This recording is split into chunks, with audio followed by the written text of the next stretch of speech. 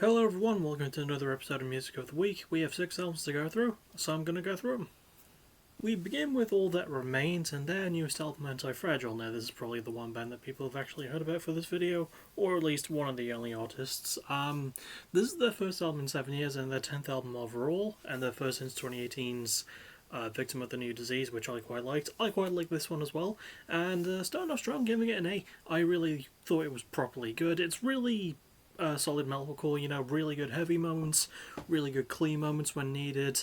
It is their first album. It is notably their first album without Ollie Herbert because he passed away in 2023.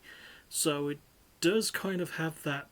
Not really going against it, but the main lyrical themes are those of like division and like finding growth through struggle, which are good themes. But there's not really any songs about Ollie that I could find, which is kind of weird because he was quite integral. He was actually one of the only founding members left from the original lineup besides Phil Labonte, who's been the band's lead singer since their inception. So it was really weird that they didn't really do a song about him, especially because he was apparently quite a nice bloke. But, it's take what you can get. I like the guitar work though. Jason Richardson, actually there's a fair few new members who all fit in quite nicely. Jason Richardson though, who is a guitarist I'm quite familiar with, absolutely kills on the guitar. The instrumentation's great. I do like the lyrical themes, even if I do wish there were a song about Ollie maybe. But that could have been represented through the main theme of like growth through struggle, because losing a band member is quite a struggle-y thing to have to go through. Production's quite good, very, very clean. I like most of the pacing as well. Ends on a strong note, really good flow for the most part. No complaints about performances or anything really. Really fucking solidly put together metalcore. I quite liked it. Next we have Blue Violet with Faux Animo. I believe that this is this band's second album. This is an English alt-rock indie sort of duo from, well, England. I think they're specifically from London-ish, or they're somewhere from the south of London. Giving this one a B+. I quite liked it. I thought it had some really good layering, especially in terms of production. Really good, like, vibe overall. This is probably the vibiest album of this video, I will say. Really loved the instrumentation. I think it was mostly done by one of the two singers, because one's a female who I don't think plays any instruments, but the other one's a male who plays guitar, and they have to have had like production like play the other instruments for them, because there's not just guitar and vocals, there is like drums, or at least drum machines and some bass and some synth, I think, as well.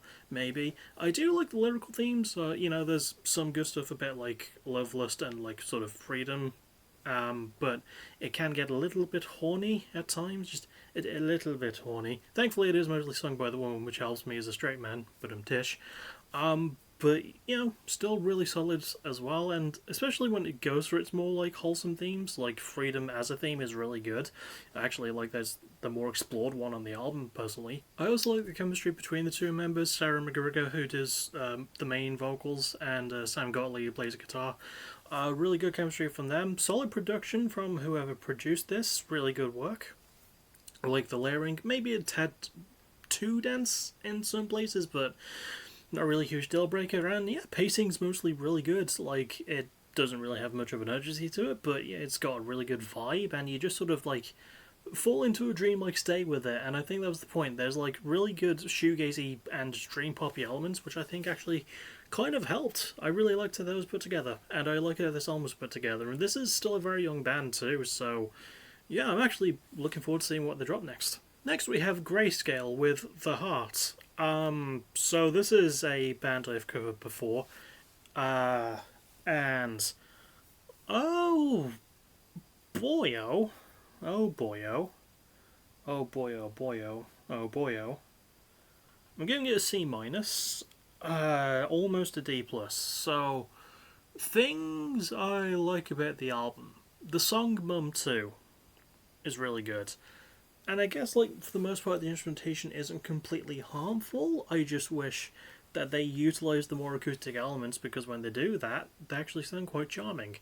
But this is one of those albums where the case of douchebag sitting under oak tree playing guitar while shirtless to impress ladies alightus. That sort of vibe, that's the sort of thing I get from this album, which is weird because, like, the lyrics are sort of, the band, it's on their official Wikipedia page for this album, that it was a deeply worked on nostalgia project with themes of love and loss and most of it just sounds like creepy ways to try and get into a girl's pants. And it just crept me out more than a little bit. But the band do have kind of, sort of a bit of charm at times. I think the production the production's kind of overdone.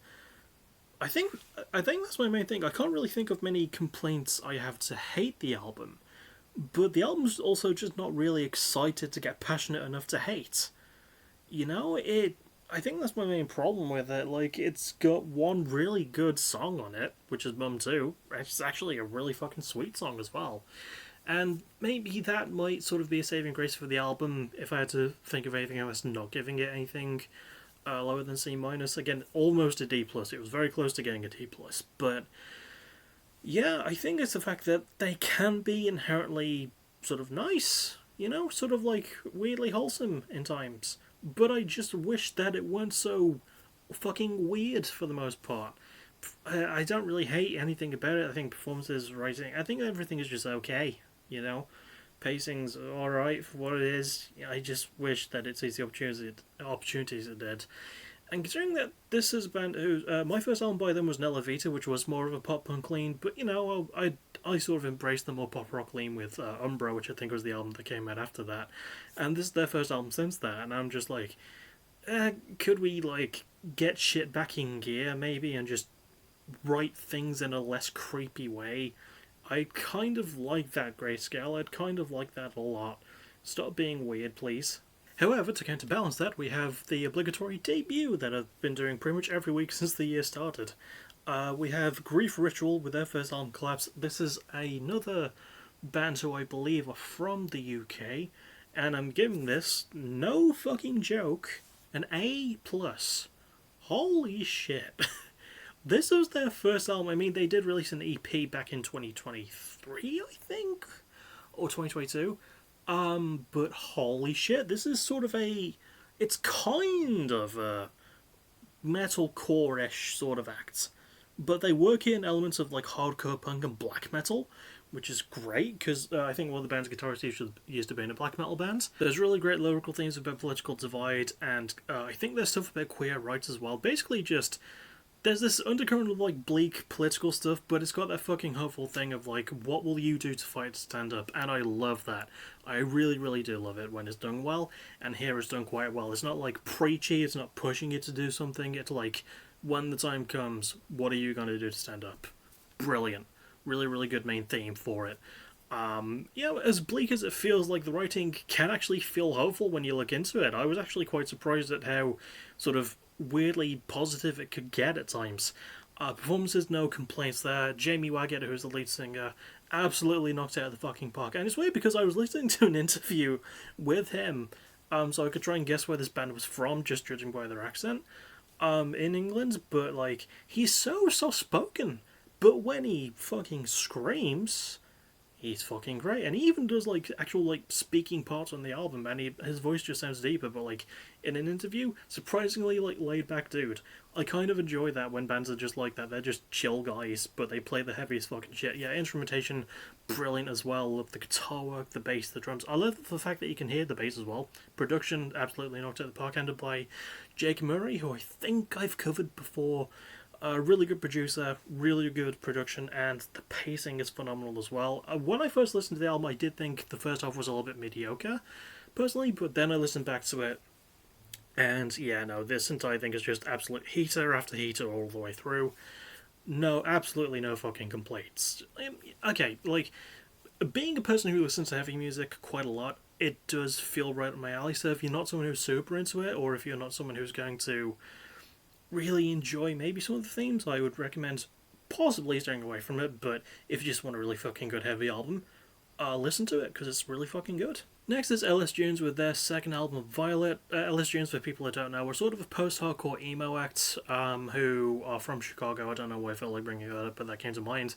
But I did cover their debut back in 2022, and I like this one more than I like their debut. I'm giving it a B+. I thought it had some really good stuff on it. I think the band members gel a lot better together. Anthony Green especially, incredible vocalist. I really love the high notes he's able to hit, which has always been just the style he's been really good at. I get that, but yeah, dude, absolutely like nails it as well. Really good vibes overall in instrumentation, especially. I quite like the guitar work. The guitar work is really good. So are the drums.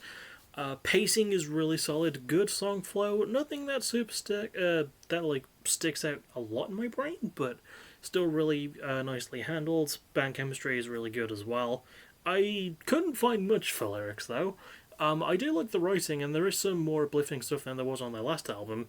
But all I could find for a theme is the one of, because it's named Violet, which refers to like the flower that grows, and it's something to do with a metaphor for artistic expression. I didn't really get that, and I was just like, okay, sure, why not? But the pacing is also pretty good too. Solid song flow, good vibes all around. Just good vibes all around this album. It's a good vibey album if you like a good bit of vibage.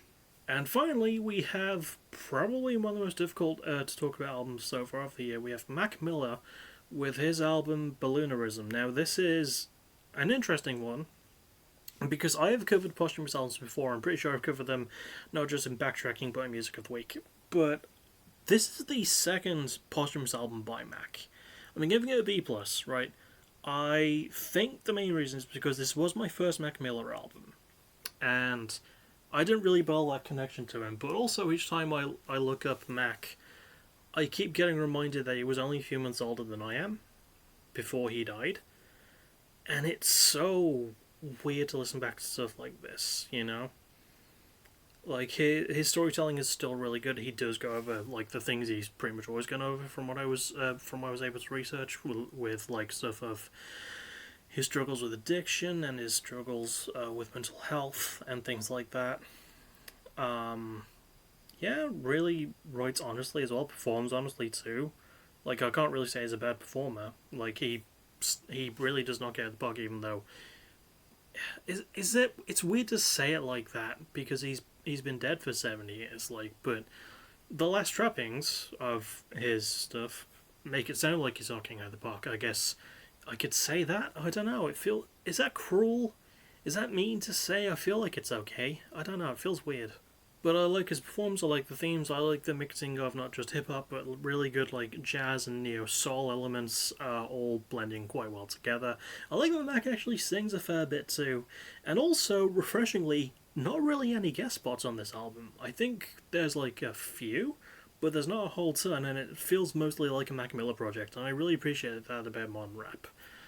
Because I do like a good guest spot. I don't like it when there's an overabundance, but on this one there really isn't. There's a few, but no, it doesn't overtake anything, which I always like. Production really good as well, handled by Mac as well as several other people. Love how they're all able to work together on this one.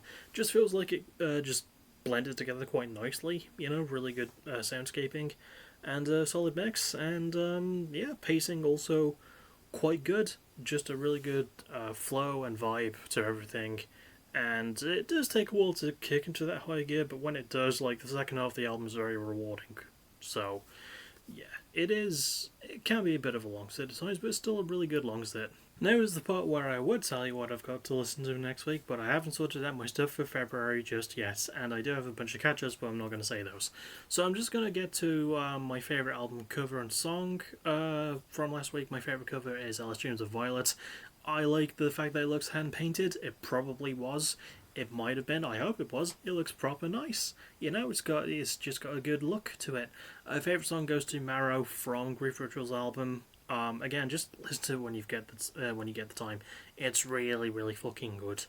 And yeah, I can't really think of much else to add. As always, go and listen to all these albums whenever you get the time to, because that's what makes this shit quite interesting. And that'll be it for me. I'll see you all tomorrow night for Cutting Edge. I've got the logo, I just need to make the arena, but the pay-per-view is mostly sorted, so see you all for that. As always, thank you for watching, you're awesome.